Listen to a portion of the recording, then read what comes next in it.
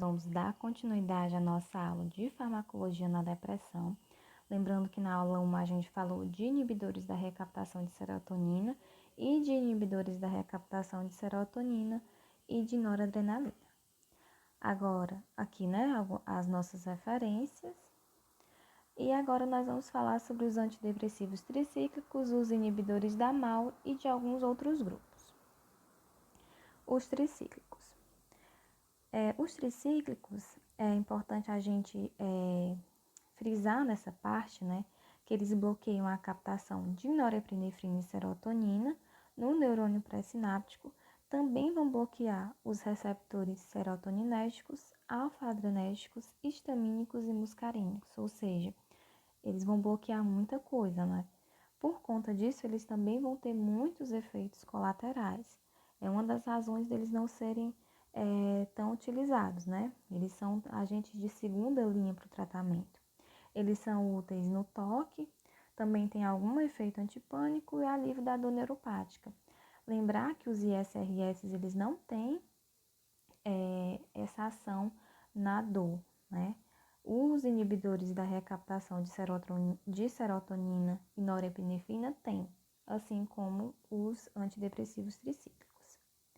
Por conta disso, de tanta inibição, de tantos receptores, nós temos muitos efeitos adversos. Nós temos sedação e ganho de peso por conta do bloqueio histamínico, tem boca seca, visão turva, retenção urinária e constipação intestinal por conta do bloqueio colinérgico, hipotensão ortostática e tontura por conta do bloqueio adrenérgico, a overdose, dos antidepressivos tricíclicos, Eu posso ter arritmia, parada cardíaca, coma, convulsão, tudo isso por conta do bloqueio dos canais de sódio sensíveis à voltagem.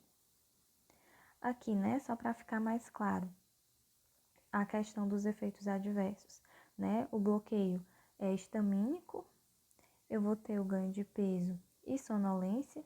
Os receptores colinérgicos, o bloqueio pode causar boca seca, sonolência, certo?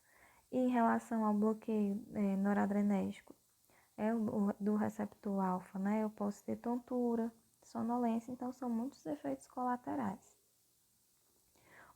Os representantes, a imipramina, a amitriptilina, que é muito usado na enxaqueca, na prevenção de episódios enxaquecosos, na dor crônica, a nortriptilina, que é um derivado da amitriptilina, e tem também a clomipramina. Os inibidores da monamina oxidase, os IMAOs. O que vai acontecer? Aqui eu tenho uma transmissão normal. A MAO, ela é responsável por inativar as monoaminas, que são a norepinefrina, a serotonina e a dopamina, que vazam da vesícula. Então, ela inativa esses neurotransmissores que vazam aqui da minha vesícula sináptica, certo? O que vai acontecer? Os bloqueadores, os inibidores da MAO, eles vão evitar essa inativação dos meus neurotransmissores, aqui ela está bloqueada, então ela não vai inativar os meus neurotransmissores e com isso eu aumento a quantidade de neurotransmissores. Então eu aumento a quantidade de neurotransmissores na fenda sináptica. Por conta dessa inibição da MAO, porque a MAO ela vai inativar esses meus neurotransmissores. Lembrar que a MAO ela não está presente só no cérebro, ela está presente no fígado, no intestino, onde ela vai catalisar as desaminações oxidativas de fármacos e substâncias potencialmente tóxicas, como a tiramina, que é encontrada em certos alimentos, como queijo envelhecido, vinhos, Lembrar que são considerados fármacos de última escolha. Os efeitos adversos. Esse excesso de tiramina que fica acumulado por conta do bloqueio da MAO, ele causa uma liberação de grande quantidade de catecolaminas, com isso eu posso ter uma crise hipertensiva. Além disso, eu posso ter sonolência, hipotensão, xerostomia e constipação, como efeitos adversos dos IMAOs, Outros grupos. Os inibidores da recaptação de noradrenalina e de dopamina, que é a bupropiona, que ela também é útil para diminuir a fissura por alguma substância, principalmente no caso de pacientes que estão em tratamento de abandono do tabagismo. Ela é uma ativadora e estimulante e ela não parece causar disfunção sexual. Efeitos adversos: a gente tem boca seca, nervosismo, tremor, sudorese excessiva, pode ter risco de convulsão em altas doses. A mirtazapina é um antagonista de receptor pré-sináptico alfa-2, tem ação antihistamínica, que vai causar um efeito sedativo, e tem também como efeito adverso o aumento do peso. Lembrar, né, que a mirtazapina e a bupropiona, elas não causam tanto disfunção sexual. Por quê? Eu não sei se vocês lembram, na nossa primeira aula, a gente falou que uma das causas dessa disfunção sexual é que a gente tem um aumento de serotonina. Aqui eu não vou ter esse aumento tão significativo de serotonina, por isso que eu não vou ter tantos sintomas de disfunção sexual. Agora, né, a nefazadona e a trazadona são inibidores fracos da recaptação de serotonina, bloqueiam os receptores 5-HT2A pós-sinápticos, bloqueio também receptores H1, então isso vai causar uma ação mais sedativa. São antagonistas leves a moderados do receptor alfa-1, então podem causar tonturas. E de efeitos adversos, da trazadona eu tenho o priapismo e da nefazadona a hepatotoxicidade. Agora, né, a gente já falou das classes de antidepressivos, né? Como é que eu vou escolher esse antidepressivo? Alguns passos a gente pode seguir, não tem um fluxograma certinho, né? Porque por conta de efeitos colaterais, por conta de comorbidades, certos antidepressivos, eles vão ser melhor para um paciente e não vão ser tão bons para outro, né? Então tem que ser realmente uma escolha individualizada. Eu vou começar com a prescrição de antidepressivo de primeira escolha, que a gente viu que é o ISRS. Caso não funcione, né, eu posso aumentar a dose. Se mesmo com o aumento da dose, o paciente ainda tem sintomas depressivos, eu posso trocar por outro antidepressivo de outra classe.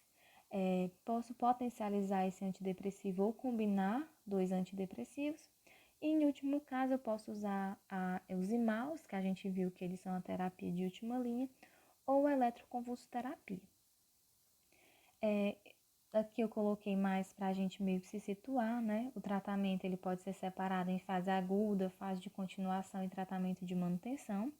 Lembrar que a fase aguda ela inclui, né, os 2 a 3 primeiros meses de tratamento.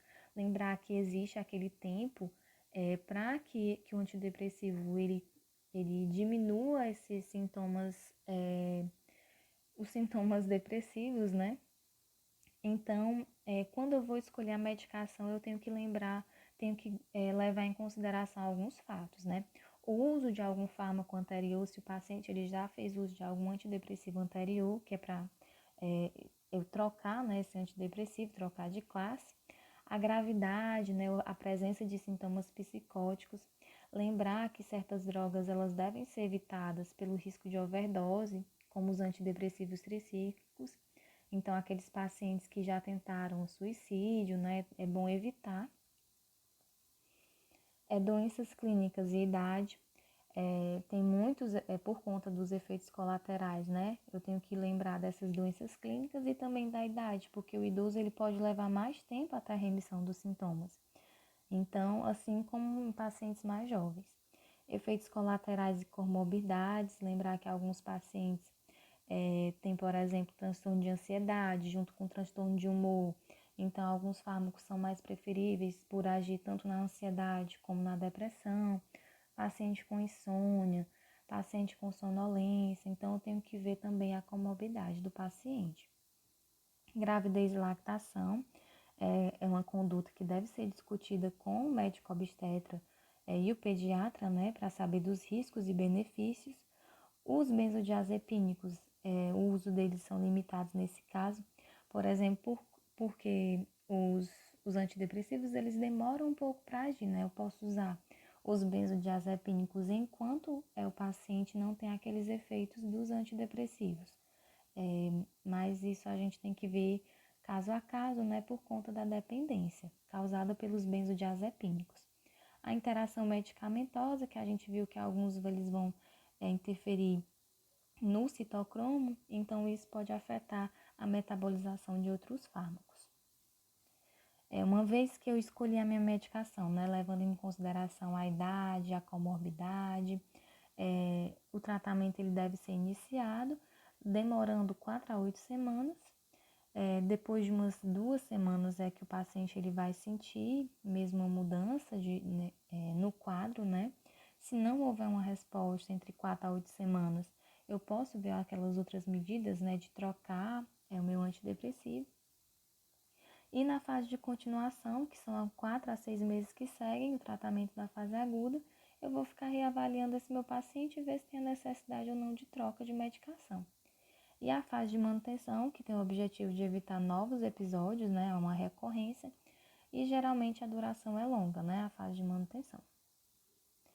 Bem, o que eu tinha para falar sobre antidepressivos era isso. Se tiver alguma dúvida, algum questionamento, alguma coisa que eu falei que ficou discordante do que vocês já tenham visto, vocês podem falar, que eu vou dar uma olhada. Lembrar de seguir o nosso Instagram, Farmacopower. Eu coloco algumas questões lá que são interessantes.